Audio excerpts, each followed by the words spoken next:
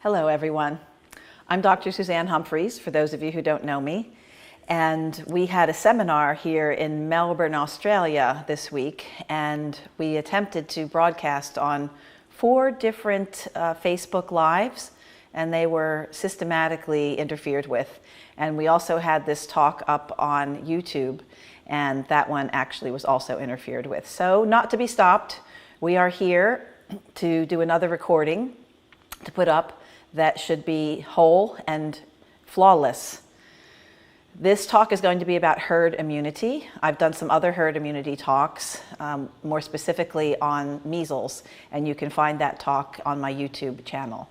This one is going to focus mainly on pertussis, or whooping cough. So I feel the need to review my credentials because there's always criticism about anybody who says anything potentially negative about vaccines, that were not qualified, that were quacks, you name it. So just to start with, my first science degree was in theoretical physics, and that actually was a whole lot harder than my second degree, which was a standard postgraduate medical degree. I did my residency afterwards in internal medicine, and then I specialized in nephrology, which has to do with kidneys. And that is actually one of the harder medical specialties, and that's why most people shy away from it. So all told, I spent 13 years studying before going into medical practice and becoming a teacher, a teaching professor of both students and doctors. For many years, I had some reservations regarding a few items of my training, but it wasn't until 2009 that I started to wake up to the fact that some of the problems I was seeing in my patients were a result of their vaccines. That year, we were giving not only 2 flu vaccines, but also pneumococcal vaccines to my adult patients, no matter how sick they were. The story of that is on a video series on my YouTube channel called Honesty versus Policy. So I'm not going to explain what made me realize that my ability to recognize vaccine side effects had been blinded and molded. You go to medical school because you believe that that's where the truth is to be found. They have the right answers, and you're trained in such a way that that truth becomes your only truth. And you don't realize that you're only taught simplistic, convenient truths, not all the other facts which would make a mockery of pro-vaccine sound bites. Those facts are called non-essential concepts by the vaccine stakeholders, as I've shown in other PowerPoints in the past with PMID number, how they actually call them non-essential concepts. So that duck on the right was once me, the doctor that blindly signed thousands of vaccine orders, never giving a second thought. In 2009, seeing previously healthy people and patients being harmed by flu and pneumococcal vaccines was bad enough, but the nightmare got worse after doing my own research and then going and talking about it to my peers. I was met with great resistance and all the sound bites that you can imagine by people who were completely blinded and had no understanding of vaccine contents or potential vaccine adverse effects. I realized that few people had ears to hear, even when the evidence was presented to them with PMID numbers. After 2 years of trying to turn things around from the inside, I walked away from that dream job of mine because I was no longer compatible with the system I was working in. I started researching vaccines more broadly and publicly asking questions, which, as you can see here, earned me a Loon Award bestowed by vaccine enthusiasts who can't stomach scientific questions being asked. And because I back my claims with PMID numbers, they have tagged me, quote, a significant threat, unquote. So while these people can call me a Sith Lord, a moron, a lunatic, and lots more, my academic record speaks against that. The fact is that I'm a board-certified, licensed internal medicine doctor and nephrologist, having passed my medical board exams in both specialties 2 times each in the past 20 years. The last one was last year, and I passed it with flying colors, in fact, higher than the first time I took it. I've also done more research and reading into the vaccine issue than any doctor I've ever worked with, and than most doctors who make vaccine policy. So let's talk about the core grunt behind penalizing parents who don't vaccinate, as they parrot seemingly logical comments about herd immunity. Right now, the prevailing emotions amongst lawmakers and vaccine enthusiasts is that pro-choicers are a menace to the herd. According to today's nasty crop of reporters, pro-choicers' babies are also a menace to their parents. And this piece of nasty journalism that just came through in Australia this week has gone around the world to the UK and New Zealand and who knows where else. And it shows just how vitriolic and disgraceful the media can be. I wondered who even told the media that the mother had strain 19F, which is in the Prevnar vaccine. Notice the title, Mother 35, who died just hours after giving birth to her second child, may have caught deadly disease from her unvaccinated toddler. And that's the same headline that's hit every paper, that the mother died from catching something from her unvaccinated toddler. Well, I've done some digging into this case, and I'll talk about that in a moment. But the clear intent here in these newspapers is to stigmatize unvaccinated children, non-vaccinating parents, even though there is no evidence that this mother caught pneumococcal strain 19F meningitis from her child, no evidence that she caught anything from her child, actually. And I wonder, where's the proof that the child even had pneumococcal infection? I see no proof anywhere. And if a child can get pneumococcal infection and pass it on, why can't an adult? They repeat the words like may have caught and may be the reason she died.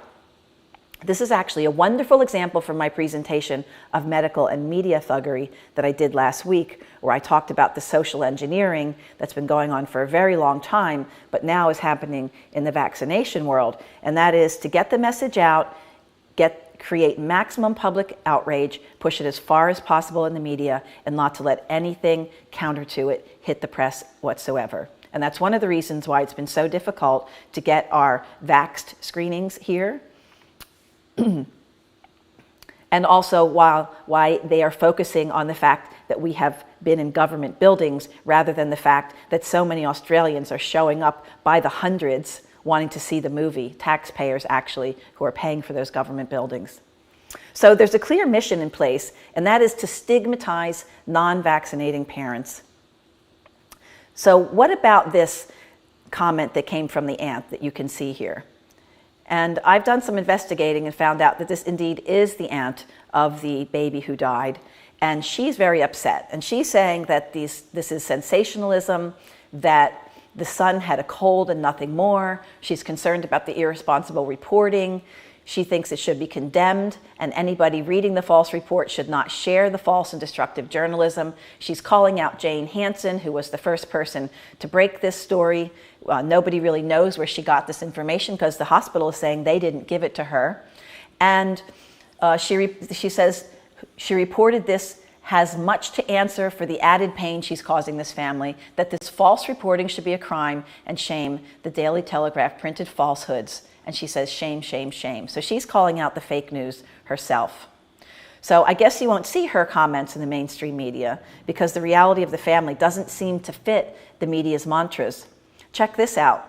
And again, I've done some further investigating, and this is the father speaking from what I've been told, secondhand actually. And he says that on the 4th of July, Imogen got the whooping cough vaccine. That's the pregnant mother, got the whooping cough vaccine. And on the 6th, she started to get sick with a sore throat and a really runny nose.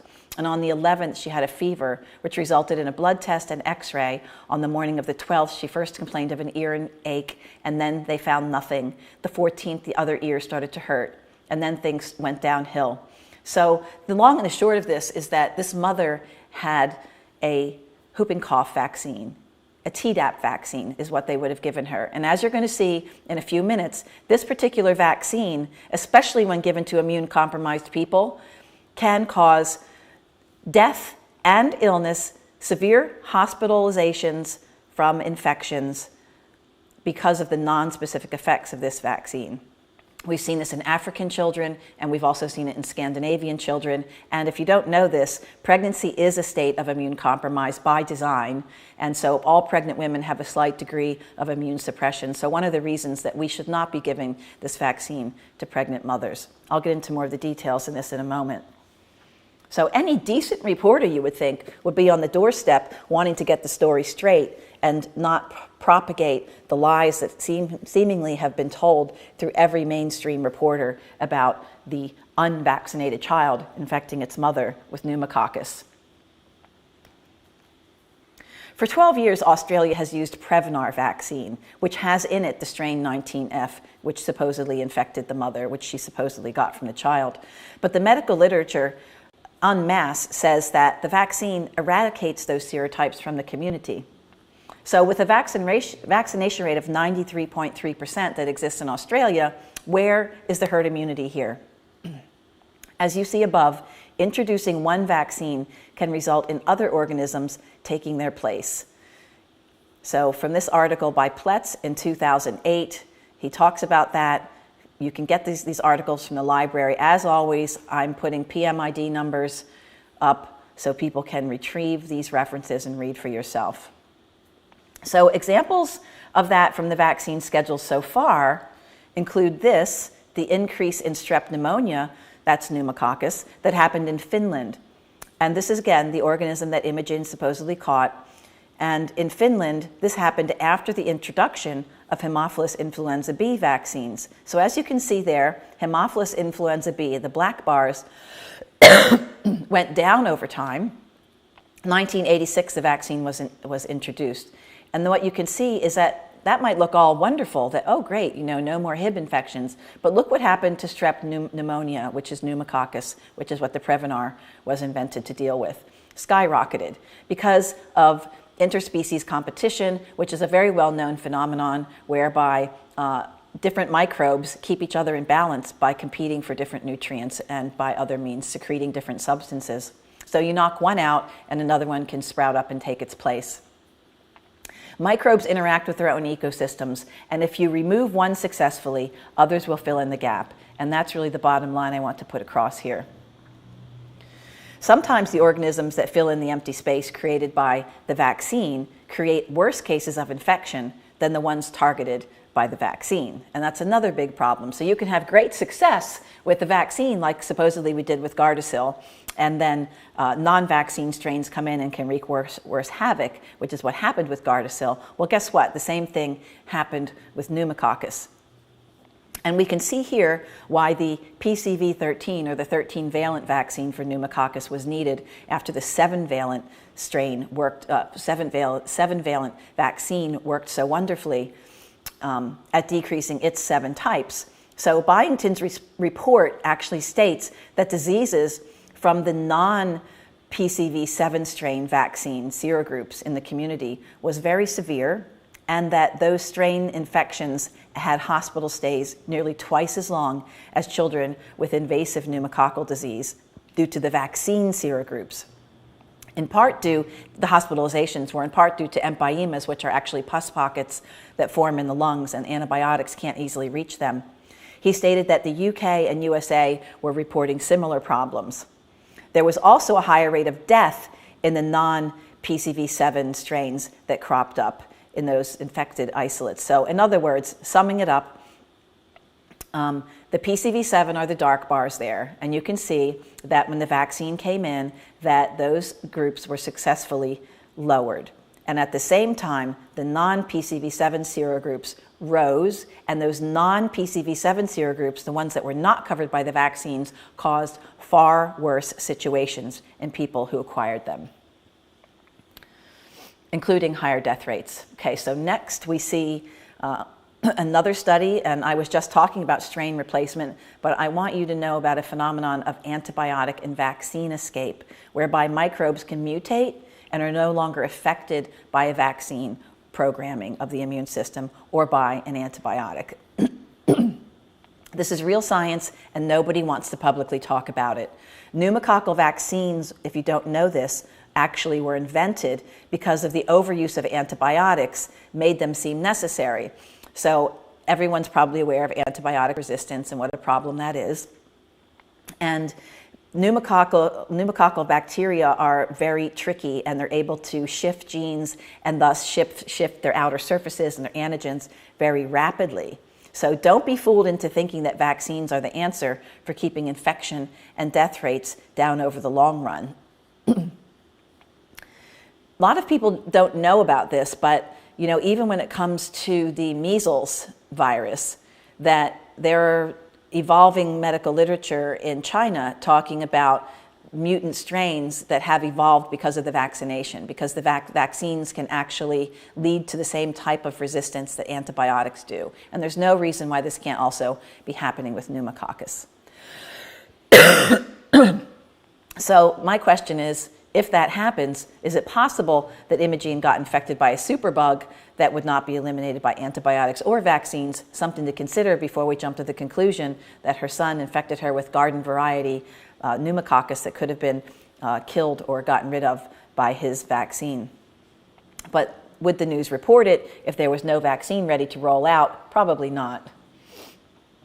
There was so much speculation in these articles. That's really what upset me, because if there's all that speculation, then what happens if something comes along counter to that speculation? I wonder if the newspapers would ever issue a retraction. That's really my question. So just to finish up with pneumococcus, let me point out that staph infections have also dramatically risen in the vaccine-targeted group for pneumococcus. I'm treating very many more nasty staph skin infections in children today than I ever did in the past. So this is another situation of interspecies competition where you can see that the dark bars represent strep pneumonia carriers and the light bars represent strep pneumonia non-carriers. And then on the y-axis, that's the Staph aureus carriage. And so what that translates into, that graph there, is that people who are not carrying strep pneumonia actually have a higher rate of Staphylococcus carriage. And over the years, we're seeing more and more mutant staphylococci that are resistant to antibiotics. You've probably heard of MRSA. That is methicillin-resistant Staphylococcus aureus. It can be more virulent, and it's also more difficult to treat with the antibiotics we used to be able to use. One other aside regarding pneumococcus is that the strains that are hit by the antibiotics generally had a very low relationship to a terrible disease that can happen in children and adults called hemolytic uremic syndrome, something I'm very familiar with as a nephrologist because it puts people on dialysis. And there's plenty of medical literature showing that after the vaccines for pneumococcus were introduced, that the new strains that came in had a much higher likelihood of being associated with hemolytic uremic syndrome. Hugely higher, something like it was 0.6 before, and then it was like 3 or 6% afterwards. So there are so many problems that can happen around the seeming success of targeting a specific microbe, and that's the point I want to get across to you today. So you can win the battle, but lose the war when it comes to infectious diseases. All right. My plan was to talk about pertussis today, but I felt the need to address the situation with pneumococcus that was happening in Australia right now first, because I think that there's a lot of false reporting going on here. I'm really concerned about the future of this boy who is going to grow up thinking that he killed his mother, when in fact I believe that this is a potential cover-up of a vaccine adverse event death. So what I'm about to say applies to what I'm about to talk about regarding pertussis vaccines also applies to pneumococcal and influenza vaccines. So if we don't have vaccines or antibiotics, what does constitute real immunity? It's long-lasting cell-mediated T-cell immunity, which transitions into memory immunity and gives solid protection and does actually do a good job of creating solid immunity after you catch an infection. And it does that by setting in motion a step-by-step process of immunity. Now, this is a very complicated looking slide, so let's break it down. What you have on that top layer where it says innate immunity, that's immunity in your body that's always ready to go. It doesn't require a vaccine, it doesn't require an infection or any previous experience. It's pretty much sitting in your throat or your skin. It's your microbiome, it's different chemicals that sit on your outside of your body, and it can effectively remove or prevent any sort of invasive infection. And if that doesn't succeed, then the infection will proceed to the next level, which is called early induced innate response. And that generally takes about 4 to 96 hours. And so at that point, you'll be calling in other cells under the skin or under the tonsils. And there are different effector molecules that are activated. And then the infectious agent can be removed or not. If it's not removed, that first layer and that second layer will continue. And then this third layer that you see there, called the adaptive immune response, will pick up about 96 hours later. And that's where we have transport of antigen to the lymph organs, recognition by different T cells, T helper cells, antigen-presenting cells, and then we end up having some memory immunity in the end. And what I want to draw your attention to at the bottom right-hand corner is there's Th1 cell-mediated immunity and Th2 antibody or humoral immunity. So now let's go up and look at the three arrows there. Because up at the top, I want to show you, top left, whooping cough mainly fought in the bronchial lymph nodes using cellular immunity. So if you inhale whooping cough bacteria, the battle will begin at the surface of the lungs. And that's really, really, really important because that's where you want your highest level of immunity to exist. And so it will start on that first level, move to the second level and the third level, and over a few weeks you'll start to develop durable immunity that lasts up to 30 years. So if you look to the right, the killed vaccine starts suddenly right where that right arrow is. And it's only going to give you Th2 humoral immunity. It's not going to give you very significant lung immunity or the interface where the battleground starts. And I'll talk more about that in a moment. So using whooping cough as the example, the bacteria comes into the bronchial areas, attaches to the base of hairs called cilia, and seemingly doesn't do anything for about 10 to 14 days. And that's because the whooping cough bacteria is very tricky and it secretes toxins that kind of fool the immune system. One is called adenylate cyclase toxin. And so the child might have symptoms like a little cold and it'll seem to go away. And during that time, it would activate that first layer of the immune system and maybe even part of the second layer. And as the bacteria start to produce toxins, the coughing might start and build up in intensity over a couple of weeks. During that time, the deeper layers of the immune system would be called upon to clear out increasing amounts of various toxins. But the fight with whooping cough is primarily fought at that lung surface when you have a natural infection. And the bacteria actually don't progress and move and invade into the body. And that's why fever is actually relatively infrequent when it comes to whooping cough. The toxins, however, do have access to the inside of the body. And that's what the body has to fight after about the 4th week of infection. And as time goes on, all three layers of the immune system get activated, not just the last Th2 antibody or adaptive layer, which is the layer that the acellular vaccine, that's the vaccine that we use today, pretty much all over the developed world. And that layer is activated by acellular vaccine. So acellular vaccine doesn't do anything at the lung interface. There's a growing pile of medical literature that describes a huge bias to the Th2 or humoral immunity over Th1 or cell-mediated immunity that the whooping cough vaccine creates. But a natural infection results in an immunity which is a complex interplay between both the frontline cellular attack and later on memory T cells and antibodies. The whooping cough vaccine does not do that. In fact, an important toxin called, as I said before, ACT or adenylate cyclase toxin isn't even in the vaccine. For those of you who are visual learners, this slide here just is another way to look at what I described in the previous slide regarding the 3 layers of the immune system. And natural immunity activates all of those layers in sequence, and then they keep going even as that last layer is activated. After a natural infection and natural immunity, if that person comes in contact with the bacteria later, the frontline cellular immunity jumps on it immediately and they don't shed the bacteria and they don't spread the bacteria. That's what constitutes real herd immunity. And that phenomenon is also present in terms of many other infections, such as measles infections. A similar process happens in any infectious disease which is inhaled, whether it's bacterial or whether it's viral. So the medical system assumed that injecting vaccines into a person would do exactly the same thing as a natural infection, so that everyone could walk around in a little bubble, all protected and unable to catch something and pass it on to others, right? The pro-vaccines simplify vaccine herd immunity as follows. The white, squeaky clean vaccinated people will protect the dirty, unvaccinated people from their own stupidity and protect the weak and fragile from those dirty and stupid unvaccinated people.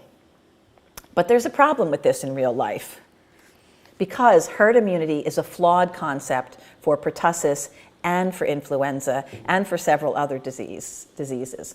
So regarding pertussis, I'm going to get more in detail in a few minutes. I'm going to talk about some baboon studies which show you how the vaccinated people are actually the ones that are more likely to put that black sheep in the middle, which represents the young baby who's too young to be vaccinated, more at risk than the white sheep or the people around it that have experienced the actual disease. So it's not what we hear. There's something called original antigenic sin, which is at the base of that, and I'll talk more about that. And then we have the issue of mutant strains of pertussis that have evolved specifically in vaccinated populations, just like mutant strains of bacteria will evolve after antibiotics. Herd immunity is significantly limited for influenza for many of the same reasons, and at some point I want to give you a talk on that. And I have touched on that in one talk was called Vaccines Forever that I did in Oslo, Norway in 2015. So moving on, herd immunity does not happen at all for those vaccines that I listed. The injected or inactivated polio vaccine creates no community immunity whatsoever, because those people get personal immunity by getting an injection, which means that they'll get some antibody that they could potentially deal with a polio virus that invaded. But if they swallow a polio virus, it's coming out the other end of them. They will poop it out and it will spread all around to anybody and everybody. So that only gives you personal immunity, not herd immunity. So if people say, I don't want my child to play with your unvaccinated child because I'm afraid of polio, they're really talking out of school. Same with tetanus and diphtheria, because those are toxoid vaccines, and toxoid vaccines basically just contain the toxin of a bacteria. So if you're just injecting the toxin from a bacteria or a virus, you're not actually creating any herd immunity with regards to decreasing the carriage rate of the bacteria or the virus. When it comes to meningitis vaccines or meningococcal vaccines, like meningitis B, that's been proven time and again that people who are vaccinated for meningococcal B still carry the bacteria in their throats. Doesn't make any difference whatsoever in the transmission or the carriage rates in the community. These are major rents in herd immunity.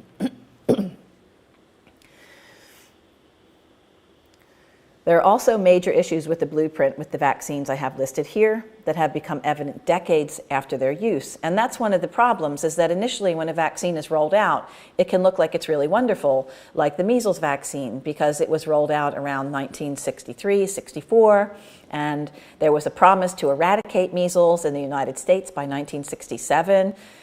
Because it looked like things were going so well, because they were basically vaccinating a very small percent of the community, which were just the young part of the chilled childhood community, and relying on older adults who had lifelong immunity and pregnant mothers who were passing solid immunity to their babies, only to come and realize later that the vaccine doesn't do the same thing as the natural disease. And by 1989, they realized they were really stuck. And we were having between 20 and 25,000 cases of measles per year in the United States. And so the second measles vaccine was rolled out. Now today we're looking at a third or even a fourth measles vaccine in a lifetime. And some of the most prominent pro-vaccine medical professors at Mayo Clinic are saying that this vaccine cannot eradicate measles. We also have a problem with vaccine viral escape. I can't deal with all of this today due to time limits. Mumps is also a problem, and I talked about HPV vaccines and then the strain replacement. But you've all heard that mumps has become a worldwide issue in highly vaccinated populations, and that puts a huge question mark on its capacity to protect the herd, right? So worse is that the vaccinated are getting mumps at an age where it's more dangerous than had they had it as children. It's much worse for an older man to get mumps than it is for a boy of 12 or 11 years old. And that's the age when mumps should be contracted. So just like other countries, your mumps outbreaks infect close to 100% vaccinated populations. All your Kimberley cases in 2015 received 2 prior doses of mumps vaccine here in Australia. The solution to the problem worldwide is to use the same hammer and the same nail and just give more vaccines, even though those hammer and nails are not doing the job. And at this rate, if a third dose fails, they'll probably do what they did with whooping cough and slot in a fifth or a sixth vaccine. The target for mumps eradication was 2010 for previous CDC statements. They blame the unvaccinated on that, but we know that there have been major problems with this vaccine, and it's failed miserably for several reasons, which are outlined in this slide here. Strain mismatch, meaning that the circulating strains that are infecting these highly vaccinated populations don't match up to the strain that's put in the vaccine, so the immunity is not cross-protective. Vaccine virus is weakened from passage over about 40 years, and there's an outstanding lawsuit by two Merck virologists, two whistleblowers, which explain this in detail. The fraud that Merck allegedly perpetrated using several different breaches of their normal procedure in testing the efficacy of a vaccine. There are older naturally immune people that have died off, being replaced by vaccinated people, which also contributes to the failure of the vaccine, because in the past those older solidly immune people were really keeping the transmission rate down. There are also talk about epigenetic variations in vaccination protection in certain populations, and one that's been talked about more that I've read about are Pacific Islanders and the Marshallese, actually. So these are Pacific Islanders that have access to residency in the United States because it's an island that comes under our territory.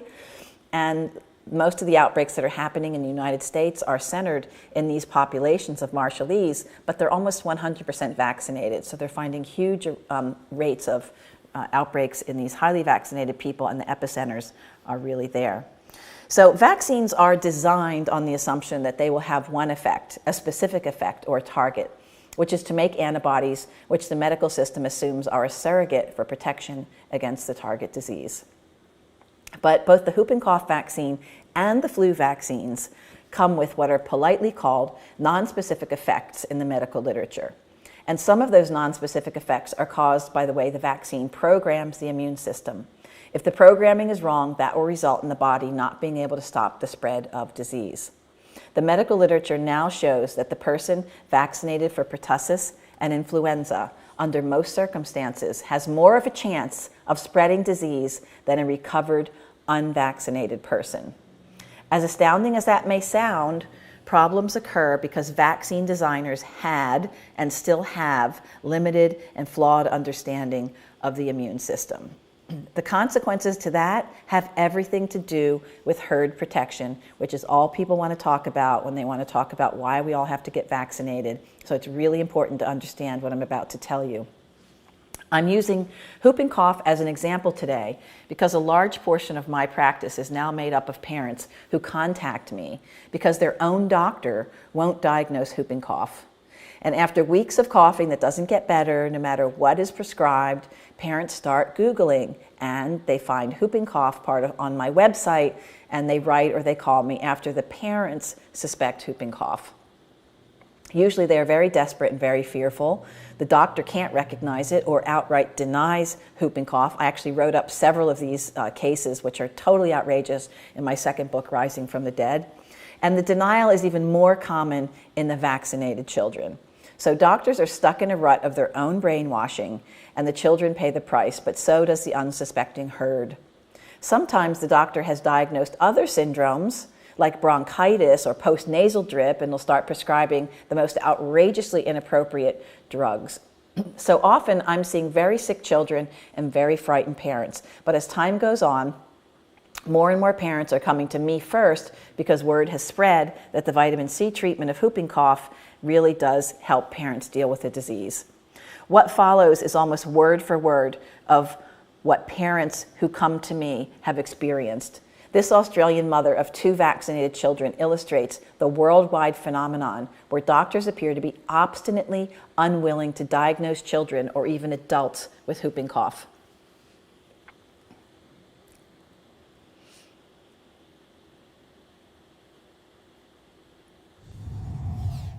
We have a warning tonight from a young Perth mother whose children contracted whooping cough even though they were vaccinated. The 23-year-old says doctors refused to test her 2 kids for the potentially deadly illness, but She didn't give up hope.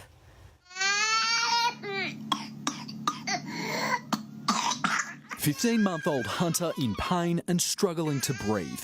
His mum recorded this confronting video to show doctors. Now she wants the public to see it as a whooping cough warning. The coughing would get a lot worse. He would go bright red in the face and vomit from it. The 23-year-old mum took both Hunter and her 5-year-old daughter Alyssa to 4 doctors multiple times. If it had been caught when they first got sick, it would never have gotten that bad. But claims she couldn't get them checked for the potentially deadly respiratory infection. We cough until we're bright red in the face.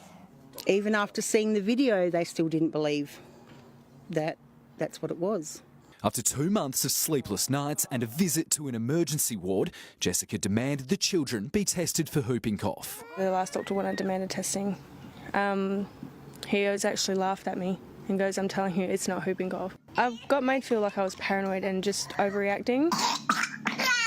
Both children had been immunised but still tested positive. The infection had already spread to Jessica and others in the family. On average, more than 2,000 West Australians contract whooping cough each year. That number is declining though. Around 1,500 people were diagnosed in 2016, and so far this year there have been 574 confirmed cases. Whooping cough is now quite rare in our community due to the levels of vaccination, so it's not necessarily at the top of a doctor's mind. But clearly it's one of the serious conditions that does need to be thought of and diagnosed. This year it's been prevalent in Perth's northern suburbs, with nearly double the number of identified cases compared to other regions. In WA, 5 children have died from whooping cough since 2008. All were under 3 months old, too young to be vaccinated. Doctors say it's important that expecting mothers receive immunisation while pregnant to reduce the vulnerability of their babies. The family's message: if you suspect your children have the infection, insist on a test. If it's tested for early on, it can stop the spread and minimise the breakout of it. Nathan Brooks, 9 News.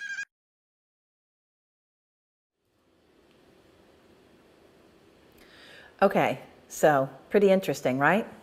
I've spoken to many parents, just like Jessica, who repeatedly beg doctors for a test. They go from hospital to emergency room to doctor, being denied the test. Most usually if the child is on vitamin C, actually, because vitamin C makes the cough look so much less. But even when they're off of vitamin C, doctors don't recognize whooping cough. They won't do the test, especially if the child is vaccinated. But eventually I tell that parent to keep going, asking different doctors to get the test, and they eventually get it. And just about 100% of the time they get the test, it comes back positive, and the surprise doctor blushes. At 10 months, Hunter would have had 3 pertussis vaccines. And what use was that to him, I ask? Even worse, nobody taught that mother how to hold the baby or how to deal with the cough. That's clear from watching the video. In hospitals, babies are placed on their backs with monitors and instructions not to touch or pick them up without supervision, and they're just left to choke until the nurse comes to the rescue. 2 years ago, I intervened in the treatment of a baby in an American hospital intensive care unit who was going rapidly downhill. The parents called me in desperation. And after our consult, the parents refused to allow stationary back monitoring and manage the baby the correct way. They also managed to get proper doses of sodium ascorbate into him, and the baby was stabilized in 2 days in a way that astonished the doctors and was sent home on the 3rd day. The doctors took all the credit, even though the only extra thing they did was get cranky at the parents for following my management instructions.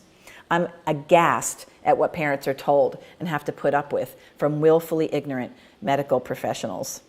Sodium ascorbate would not have been used for Hunter because the medical system is so totally ignorant about its function as a pertussis toxin, and any toxin for that matter, neutralizer.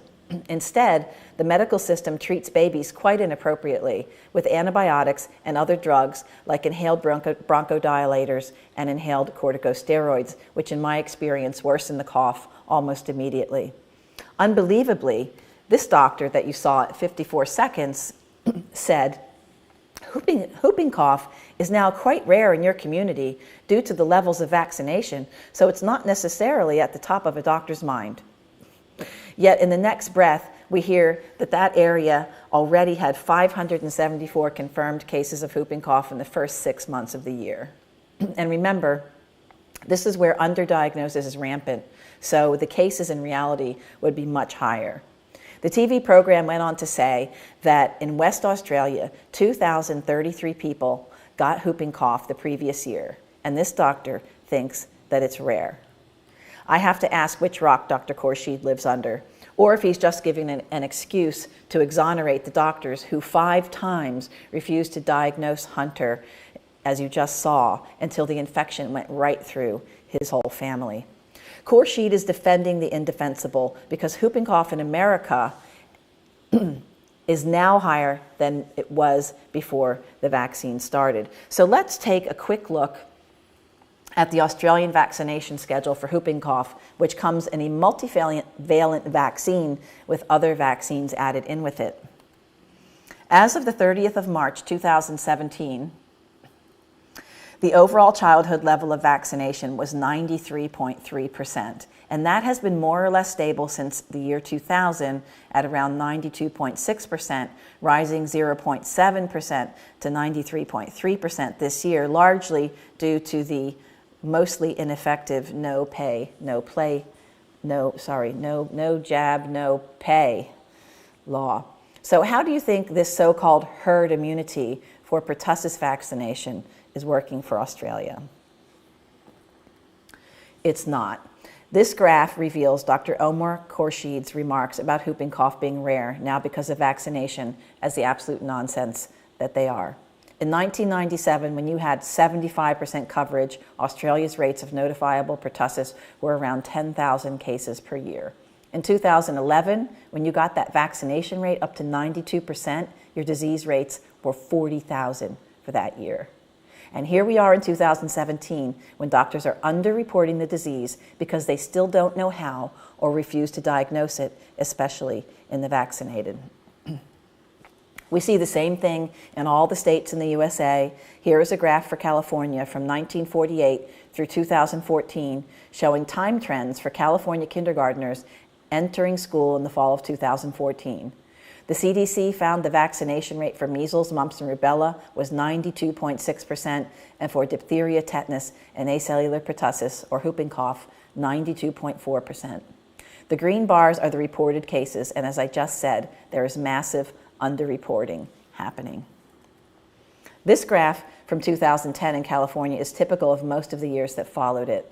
The orange bars represent the children that had between 1 and 4 doses of the whooping cough vaccine, and most of those will have had 4 doses. The yellow bars represent 5 doses of vaccine in children. So the problem is that the vaccine wears off, and the vaccinated are now the main source of carriage. The CDC says, in general, Tdap vaccination protects 7 out of 10 people who receive it, but protection fades over time. About 3 or 4 out of 10 people are fully protected 4 years after getting Tdap. Really comforting, right?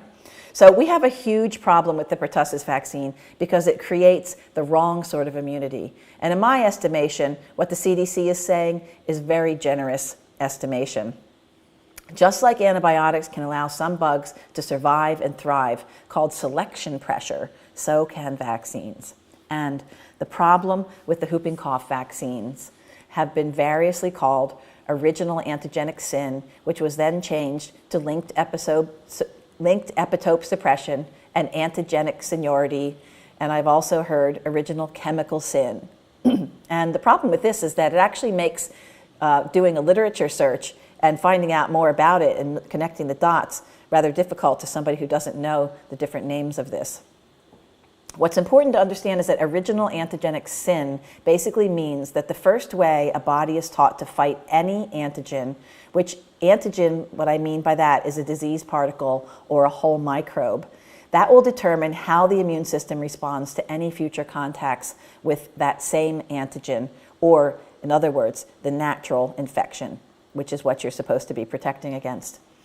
A 2017 term for original antigenic sin with regard to the pertussis vaccine is called original chemical sin. First, let me make this point. Efficient recovery from and future protection against whooping cough infection requires cellular Th1 and Th17 immunity. The acellular vaccine creates humoral and Th2 immunity, as I showed you earlier, which is quite different.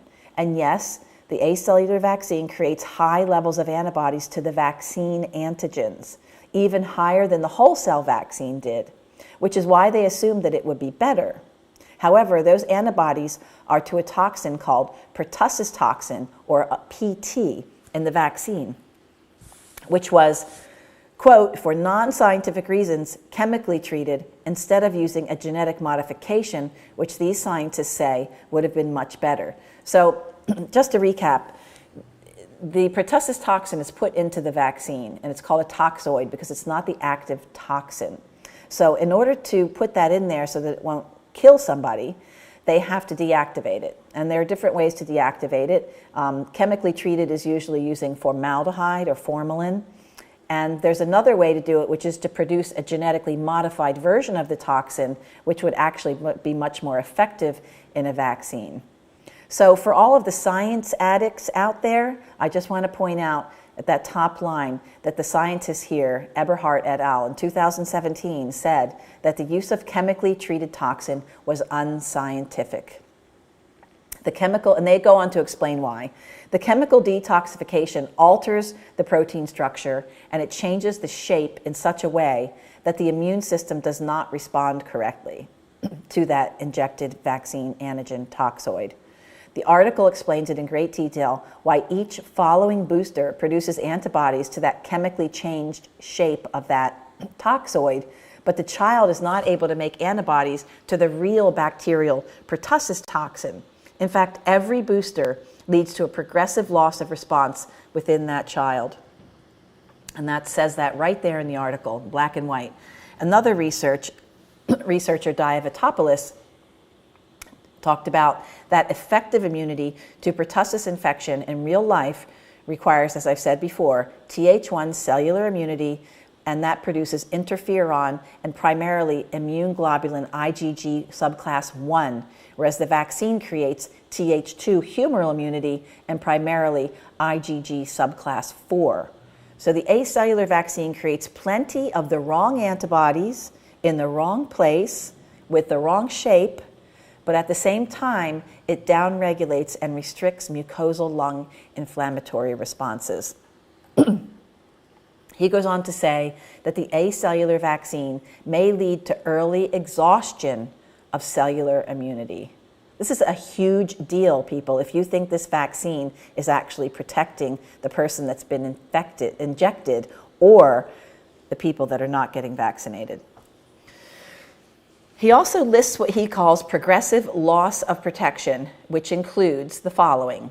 This is taken right out of the article: reduced antibody-dependent complement-mediated killing, and that is a very important thing when getting rid of certain types of bacteria out of the body.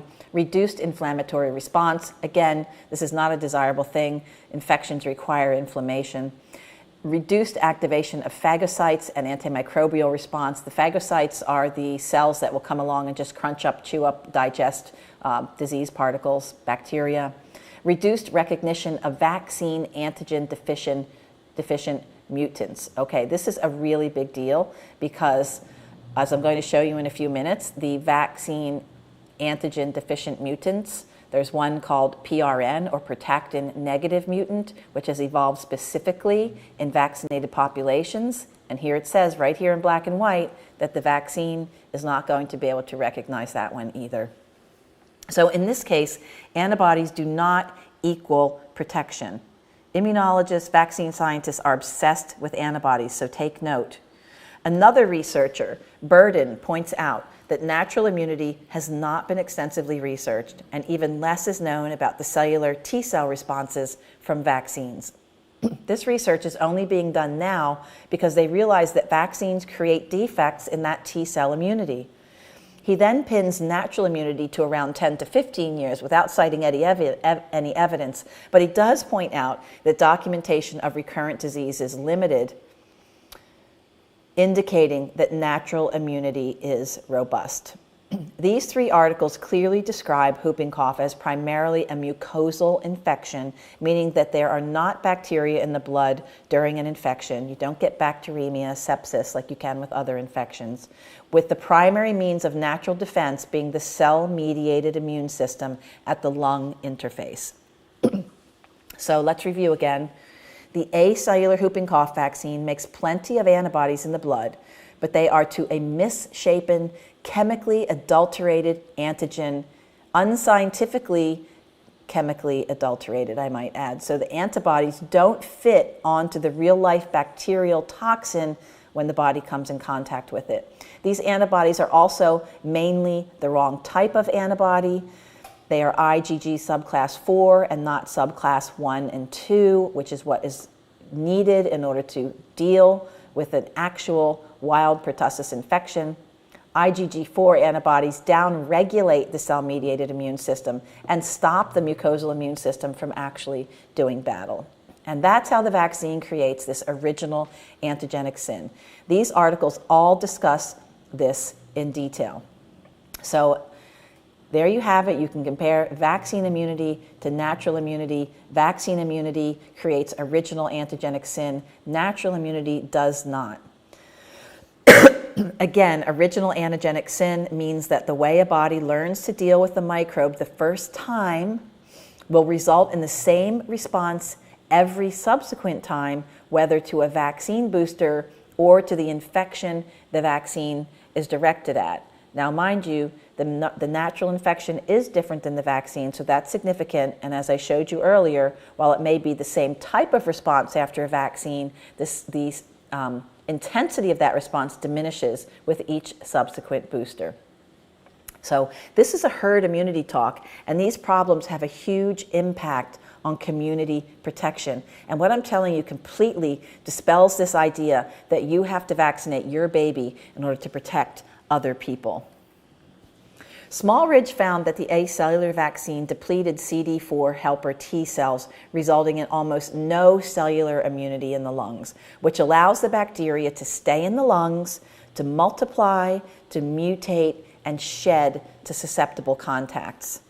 At the same time, Dr. Warfel did a baboon study because baboon immune systems very closely mimic human immune systems, and because the infection in a baboon is very close to the same type of infection that humans get. And he found that the acellular vaccine failed to prevent colonization in real life, and the baboons that were vaccinated shed bacteria to non-vaccinated baboons. The article says that the vaccine protects against the disease, but in my experience, that protection is only in terms of months to maybe 1.5 years. So let's go over Warfel's study a little more carefully. And so what he did is at 7 months, the vaccinated and naturally infected baboons, which you can see there. So let me just, okay, so on the left you have that monkey who got the old, that's what we used to use, is something called a whole cell pertussis vaccine, which was, as it states, the entire cell, but it was inactivated. So he vaccinated these baboons at 2, 4, and 6 months. The baboon in the middle got the vaccine that we use today, the acellular vaccine, at 2, 4, and 6 months. And the baboon on the right was infected with pertussis bacteria, allowed to get the cough and recuperate. And at 7 months, they re-exposed all of those baboons by intranasal inoculation. And then they measured the colony counts of bacteria in the lungs of those various different baboon groups. The previously infected and fully convalesced baboon on the far right transmitted and had no bacteria in their lungs after they were re-exposed. The whole cell vaccinated baboon on the left shed bacteria for 18 days, and the middle baboon, the acellular vaccinated baboon, which is the vaccine that we use today, get this, people, shed bacteria for 42 days.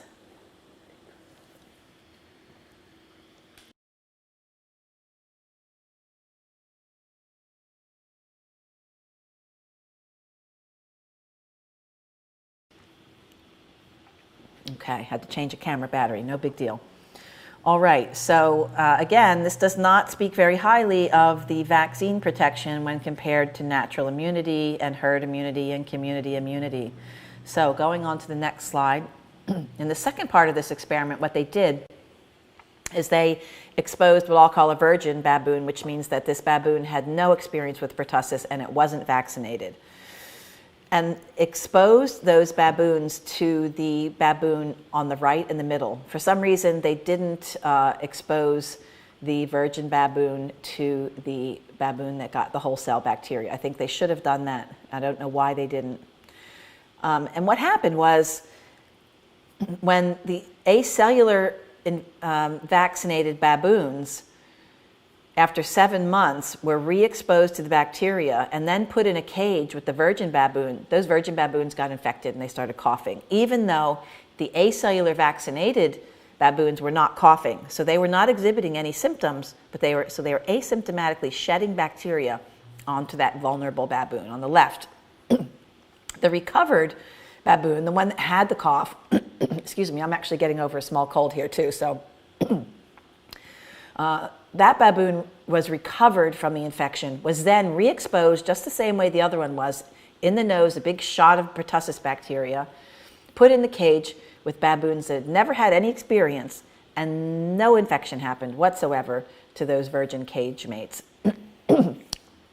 So, this is what the doctors and gullible public and lawmakers don't understand. The fact is that they have created a totally new group of people with no herd immunity. All these vaccinated people have the wrong sort of immunity, which has created mutant strains and transmit bacteria when exposed to it, even though they don't cough and they don't seem sick. People like to parrot, yes, but the vaccinated get a lesser case of whooping cough when they get it. Well, that might be true sometimes, and sometimes it's actually not true. But either way, the vaccinated all now harbor bacteria and spread it, even if they don't get the classic cough. So those who undergo natural infection, as shown on that bottom green line, that represents the baboons who got infected and then were later, 7 months later, re-exposed to the bacteria up their nose. Their mucosal T-cell immunity kills and destroys those germs so they don't carry it, and as you can see, had no colony counts, no CFU per ml on the y-axis, and therefore they do not spread disease. They are creating the herd immunity here. Their immunity is known to last longer than vaccine immunity, even whole cell vaccine immunity. Another study I have by Waring in 2009, and if anyone wants to look that up, has a PMID number 19876392, stated that natural immunity lasts for around 30 years. Why does it last longer? Because it's much more complete, and it's an immunity which is activated through all 3 layers of the immune system that I showed you early on in the talk, from the lungs first, then into the blood, and not just the last adaptive Th2 antibody blood layer, which is the layer the acellular vaccines activate. Because the vaccinated can't stop the bacteria infecting the lungs by immediately neutralizing it, the vaccinated people carry the bacteria after being re-exposed to it for a long time. And I want to be clear here, this is not a live vaccine. So they're not spreading it from the actual vaccine. They are spreading it because their immune system was programmed incorrectly, and they are susceptible. It takes them longer to fight it off when they're re-exposed, and that's when they're shedding it and spreading it. They are a reservoir of mutating bacteria that was never there before. And they're a reservoir because they're not getting rid of it very quickly. The bacteria has lots of time to keep dividing and undergo mutations. In the past, naturally immune people created some degree of herd immunity, but today the vaccinated people lend almost no herd immunity, which is why whooping cough can no longer be controlled, as I showed you on all those epidemiological graphs. So now that we know what the core problem with the vaccine is, let's look at an Italian study from 1999, when the issue with mutant strains was first published. They analyzed which populations gave rise to those mutant strains, and look there, it was the vaccinated populations. Protactin deficient strains were far more prevalent in vaccinated and far less in geographical areas of low vaccination. That's huge. The mutations in bacteria arise in the lungs of vaccinated people only because the vaccine antibodies downregulate that lung immunity and allow the bacteria to sit around, to scope out the immune system and work out ways to change genetically and avoid the vaccine programming. Those mutant strains also have increased invasion ability. And Stefanelli reported here that there is enhanced ability of the protactin or PRN negative strain to invade and infect human dendritic cells, and those are cells that are very important in regard to fighting infection, as well as autoimmunity. So 5 hours after infection, the protactin negative strain had significantly increased invasion ability, according to Stefanelli, 2008. Very interesting article. So PRN negative, protactin negative, is not the only problem. Italy is not the only country with problems. Finland in 2005 pointed out that as soon as their whole cell vaccine was replaced by the acellular vaccine, the mutations started to occur in Finland's vaccinated people. The vaccination coverage in Finland has been more than 90% since the 1970s. Most people in Finland don't question vaccines. They get vaccinated. They have no mandates. They have very high vaccine uptake rates. The problem is also discussed in Australia, in Japan, and France's medical literature. And you might think that the loss of a virulence factor like protactin negative mutants is a good thing, but as I showed you, as Stefanelli says, it's not. That virulence factor is something the immune system actually needs to signal those immune cells into action. In addition, vaccination selects for increased virulence from higher toxin production too, as we see in this article from 2009 that I actually saw cited on the CDC's website. It says right there, Bordetella pertussis strains carrying a novel allele for pertussis toxin promoter, which confers increased pertussis toxin production. These strains are more virulent in humans, and vaccination may select for increased virulence. No, vaccination does select for increased virulence.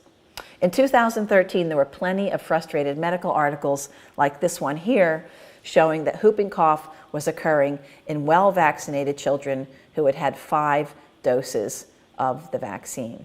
And as a result, pertussis circulation, as they say, quote, cannot be controlled at all. I do wonder why it is that so many of these studies are continuously ignored by people like Australia's Dr. Omar Khorshid, who talks total rubbish about how rare whooping cough is because of vaccination. Dr. Khorshid is away with the fairies. Clearly, Australia has these nasty strains, and it's very obvious if you look at this graph that shows, contrary to Khorshid's ridiculous statement, that Australia has a huge problem on their hands because the vaccine just does not work that well at all. And this graph simply documents the rise in pertussis as the completely vaccinated rates rose from 75% to 93.3%. The mutant strains, look at that, went from 20% to 80% of all cases tested in Australia by 2012, which is shown in this table looking at the rise of mutant strains in Australia as well, all from the same article. And these strains now make up, as it says on the bottom, 90% of circulating strains in Western countries. Because the acellular vaccines dampen the inflammatory response, as it's seen at the top arrow, that creates an immune evasion strategy, shown there at the bottom arrow, which helps the bacteria to survive. See that elephant? It's one of 3 the medical profession isn't talking to you about.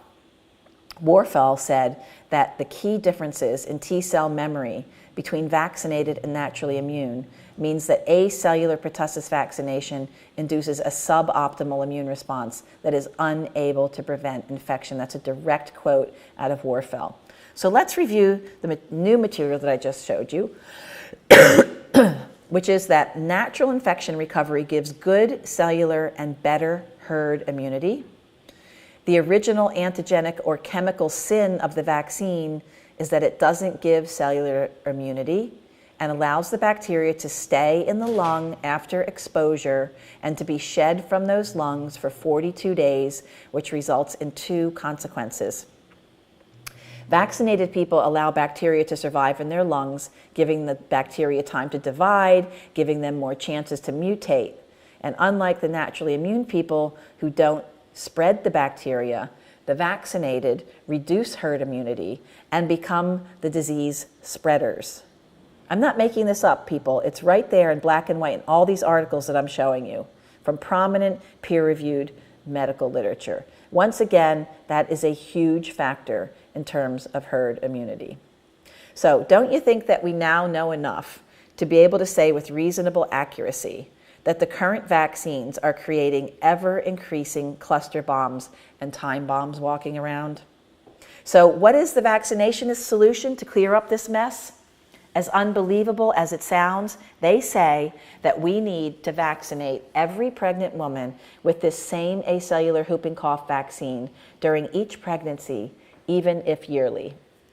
Flu vaccines are recommended for every pregnancy too, no matter how many pregnancies, because the vaccine zealots argue that having inflammation in pregnancy predisposes to autism. And that's actually true, it does, to a small minority of people. So flu vaccines are given to supposedly prevent autism in the baby, and whooping cough vaccines are given to supposedly prevent whooping cough in the newborn. That's 2 inflammatory vaccines injected into pregnant women, one of which contains the highly inflammatory substance aluminium. Dr. Paul Patterson, who did the work on flu in pregnant women, even warned against vaccinating pregnant women.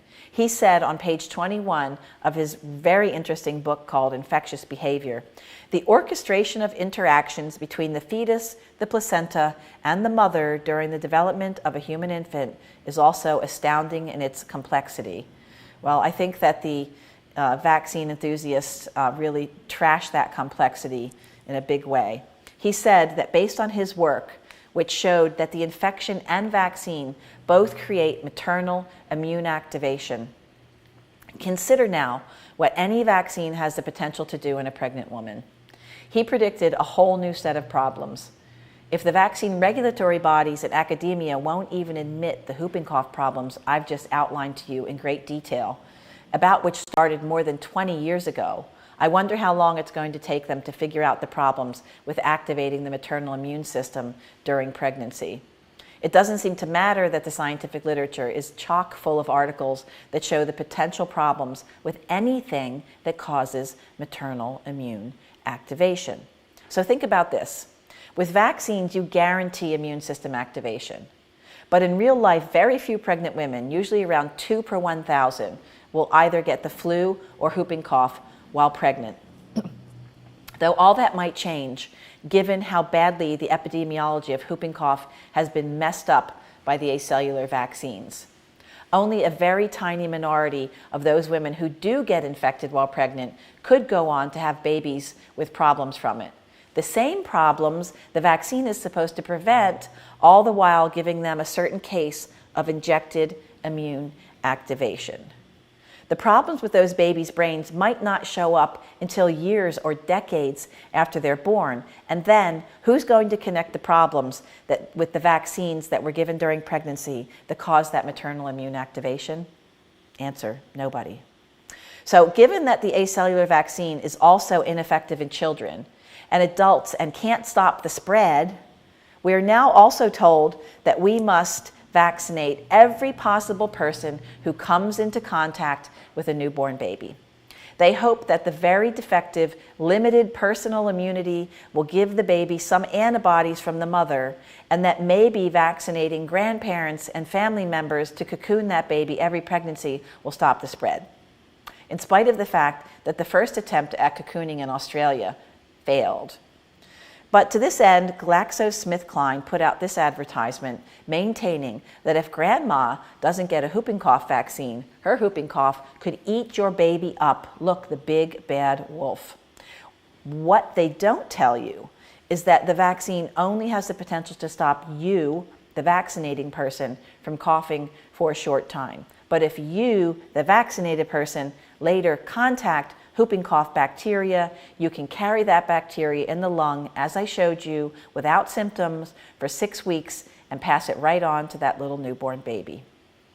So pregnant daughters see the big bad wolf and get scared witless by these advertisements, and most say to grandma, if you don't get that vaccine, I'm not letting you anywhere near my baby.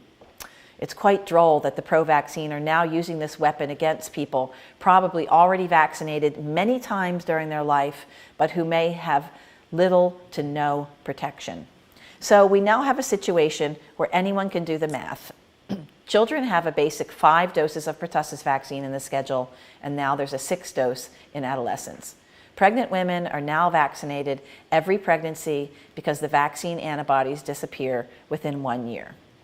Say a mother of 6 children had say a mother had 6 children, and then that's 6 more Tdap for her on top of her own 5 childhood vaccines. And then if she becomes a grandparent, she's supposed to be vaccinated for every grandchild's pregnancy also. So if her 6 children have a total of 36 grandchildren, that poor grandmother's life could be that of an annual needle cushion.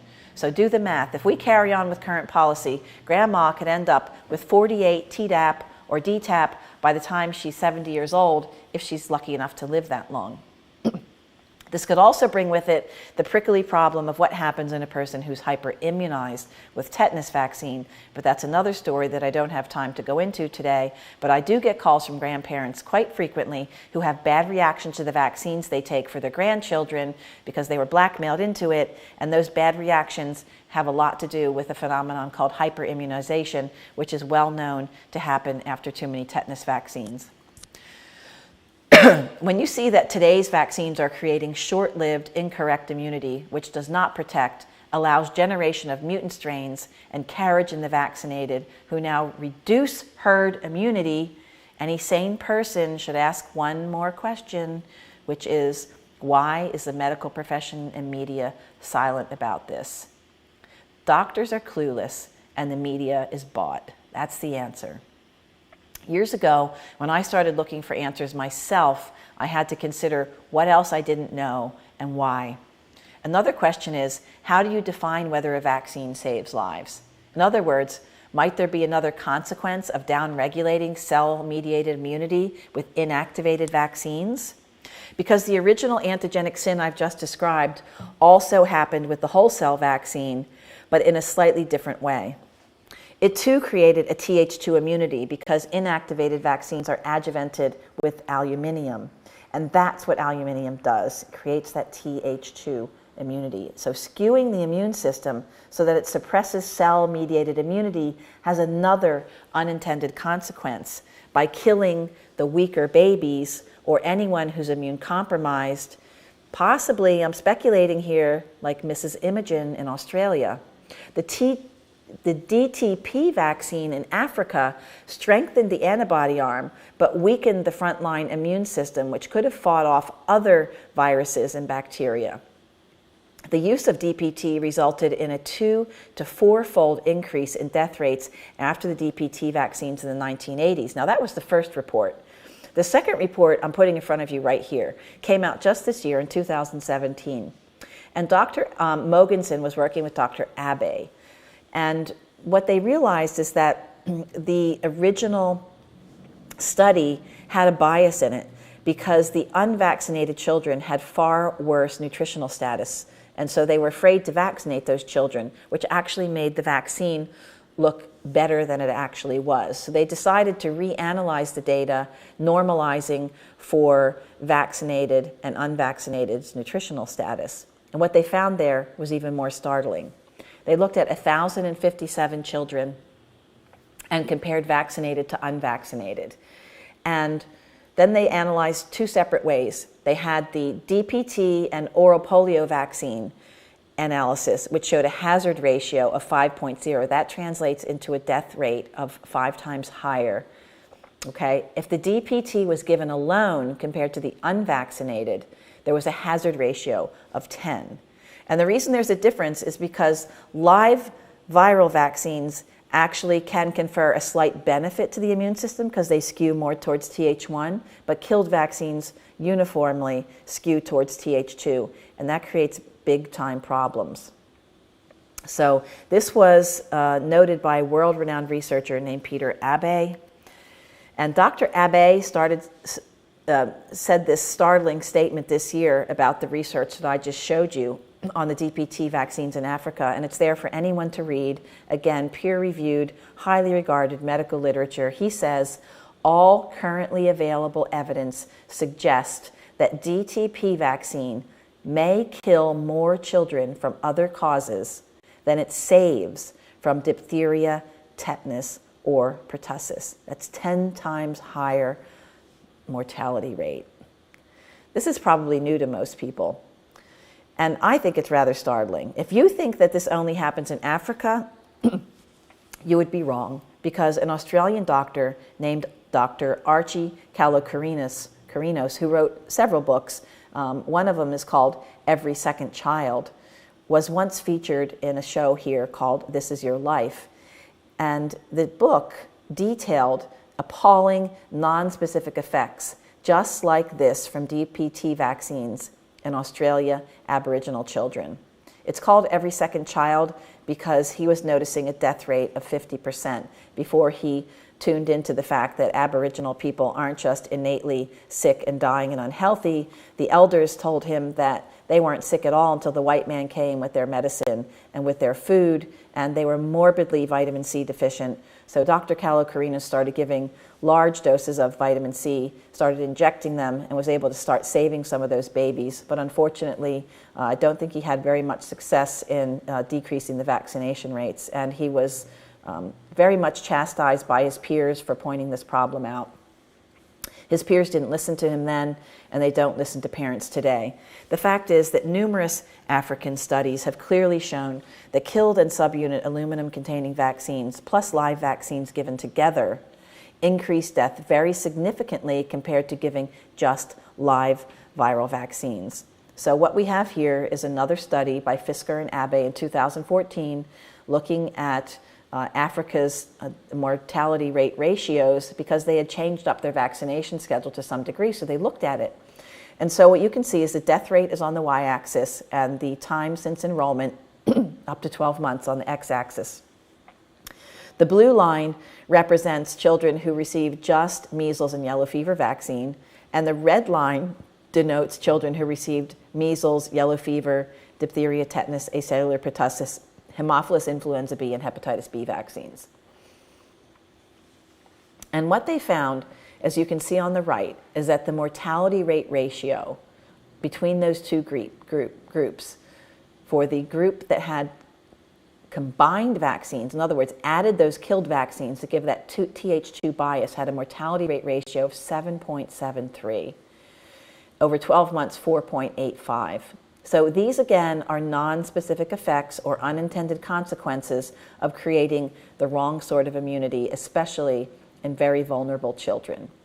I believe that if they did an arm looking at only killed vaccines being given, like they did with the DPT vaccine that I just showed you, that the damage would be shown to be even higher. So given what we know about African children, it's logical to ask what happened in Western countries.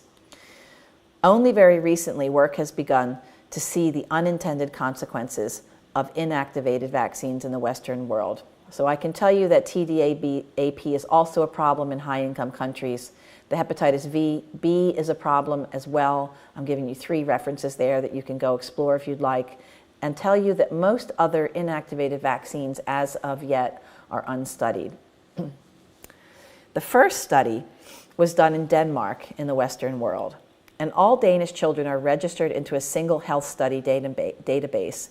And this study extracted the hospitalization rates after specific vaccines from that national database. There were 495,987 children who were born between 1997 and 2006, and they were followed in this study to the age of 2 years. They compared the difference in hospitalization between children who either had MMR as their last vaccine or had an inactivated combination vaccine, DTaP, IPV, Hib. And the results showed that indeed, if the MMR was the last vaccine, the incidence of hospitalization was reduced with an incidence rate ratio of 0.86. So slight reduction, about 14% it looks like. But if the last vaccine was an inactivated vaccine, which gives that Th2 bias, hospitalizations increase with an incidence rate ratio of 1.62, meaning about 62% higher increase. So if the incidence rate ratio is 1, it would mean there was no effect between the two groups. So this isn't as dramatic as what Dr. Abe saw in Africa, because Western babies have better environments and luxuries. Since we're constantly told what a disease menace the unvaccinated are, you would have thought that if unvaccinated children were as sick or sicker than vaccinated, they would have used the opportunity to ram that message home. But the non-vaccinated were conspicuous in this study by their absence. All around the world, we're starting to see headlines like this one here that says, "Rate in hospital admissions for infants triggers call for NHS overhaul." There are increasing numbers of infants and children being hospitalized, and every excuse under the sun is given, yet no one looks at vaccines, except for the study that I showed you before and Dr. Sorensen in Europe. Many countries have databases just like Denmark has, which register never vaccinated children.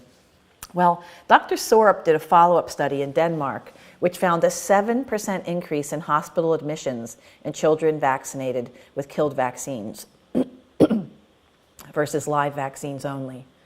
And Sorup mentioned 6,697 registered never vaccinated children, but excluded those children because, quote, "The purpose of this selection was to include children who resemble each other with respect to determinants of vaccination and therefore reduce bias," unquote. So from the national database, they had the ability to look at the never vaccinated children and compare them with vaccinated children to compare their rates of hospitalization and health records, and they chose not to because they said it would invite bias. So why do I keep coming back to never vaccinated children? Because right now in Australia, you have over 300,000 never vaccinated people of all ages, including all those adults who weren't vaccinated before 1975. In fact, in Australia, you also have millions of under-vaccinated elderly whose health could be compared to their vaccinated peers. The only real comparison for a vaccinated person is a never vaccinated person, and they are conspicuously missing from research studies for all sorts of lame reasons. We often hear about that the association between autism and vaccines has been dispelled because they have looked at vaccinated versus unvaccinated populations in Denmark and Europe and the United States. Well, guess what? What they call unvaccinated is usually somebody who's missing one vaccine or at most 2 vaccines. What I'm talking about here is children who are completely not vaccinated. And what we're finding is a consistent coincidence that families who have both unvaccinated and vaccinated children have glowing health in those unvaccinated children who are usually younger because parents learned the hard way after vaccinating and being very pro-vaccine with their older children, only to notice the problems. And as I say, this is consistently happening, that the unvaccinated children are much happier and healthier and consistently missing from research studies. So if the vaccine faithful are so sure that the unvaccinated are a walking sickness detonator, costing the taxpayer billions of dollars, you'd think they would leap on the opportunity to study their immune systems, their overall health and medical costs to prove their point and shame those non-vaccinating parents. But they won't. This missing study makes the never vaccinated another elephant in the room. Ignoring this particular elephant is how vaccine apologists can say things like, well, my child is vaccinated and he's fine, or they have no idea how mentally and physically healthy their child could have been without vaccines. We have time to do this study now. So I keep asking, what's the big rush to push vaccine mandates given everything I've just told you? How about the vaccinated-unvaccinated study be done and then decide if we're in an emergency situation big enough to pass laws making people mandatorily take vaccines or be punished if they don't? Why is there an urgency in the most highly vaccinated era ever, with the most sophisticated medical system ever, and as I've showed in Dissolving Illusions, with the lowest death rates from these infections ever? Having looked at all the issues I've just shown, lawmakers should ask, what good is the whooping cough vaccine to my family? In the long run, it could be that all the whooping cough vaccine actually does is increase the dependency of people on an already overtaxed medical system, and as I can attest, on doctors who are already overwhelmed with everything they have to do in a day. Doctors' lives today are more miserable than they've ever been. I'm not miserable, but I will say that I am inundated daily with what are most likely mutant strain pertussis infections in children. People with whooping cough today have to cope with a much harder to treat infection than it was when I first became a doctor. Lawmakers and politicians should consider this. Every year, 300,000 babies are born in the country of Australia. The acellular whooping cough vaccine has now been used for 20 years, and what I'm saying also applies to every country in the world that's been using this whooping cough vaccine. Australia has at least 5 million under 20-year-olds, which is 20% of your population, whose immune systems have been skewed so badly that there's no fix for them. That's true in America, it's true in Scandinavia, Europe, and the UK. At the moment, the only solution the medical system can come up to the huge increase in whooping cough in babies and increasing death rates is vaccinating mothers, pregnant mothers.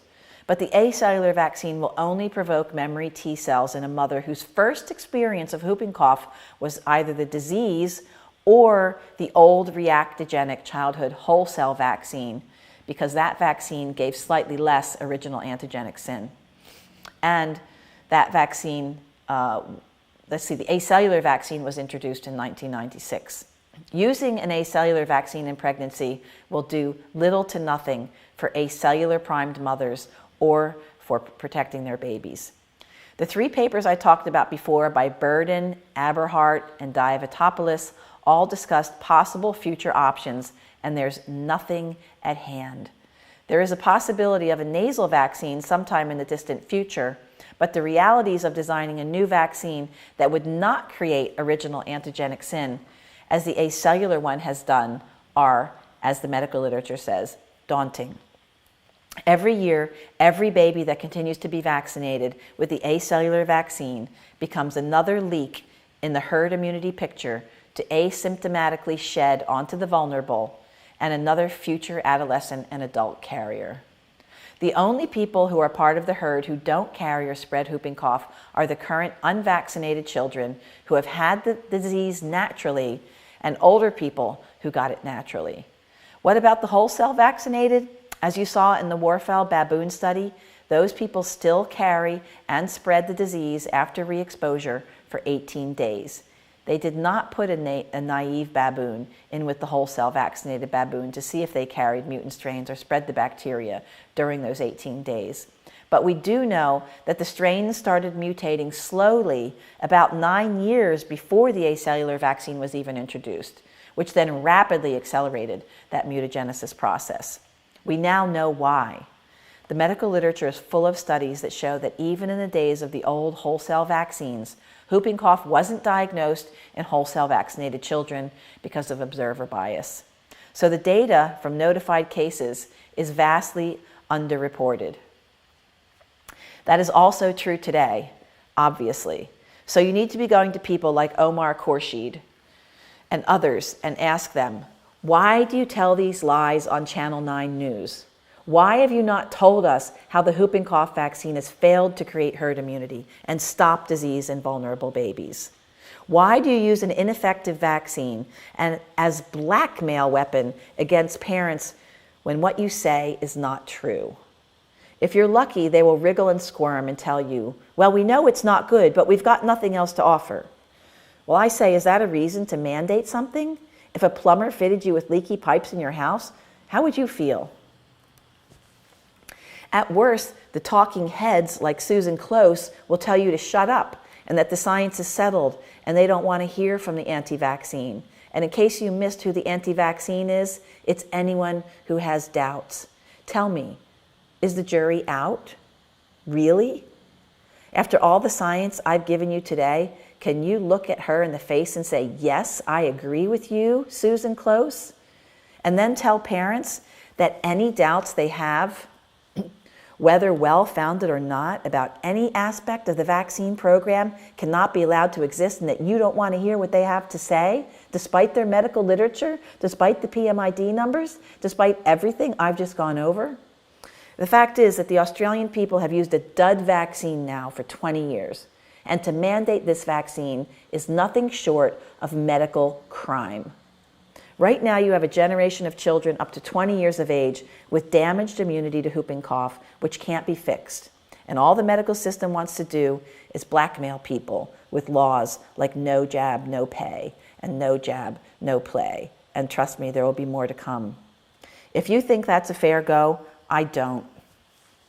So I hope the next time you see or hear sound bites like these, your children will be sicker for it. Vaccinations are to build up tolerance against illness. Well, can you actually say that about the pertussis vaccine after all I've just shown you? Or how about this gem? The only reason the unvaccinated are as healthy as they are is due to all of us around them being vaccinated.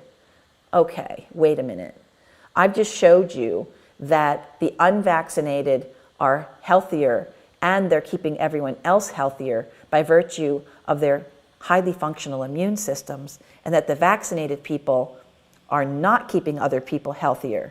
Not only that, but as the vaccination program has increased, the health of humanity has gone way down. And what we're going to start seeing now is a decrease in lifespan. Just watch it happen over the next decade or so. So hopefully after everything I've just said, you'll have something more in your mind to consider and to share with people when they espouse this kind of incorrect logic and poor reasoning. And with that, I end, and thank you for listening.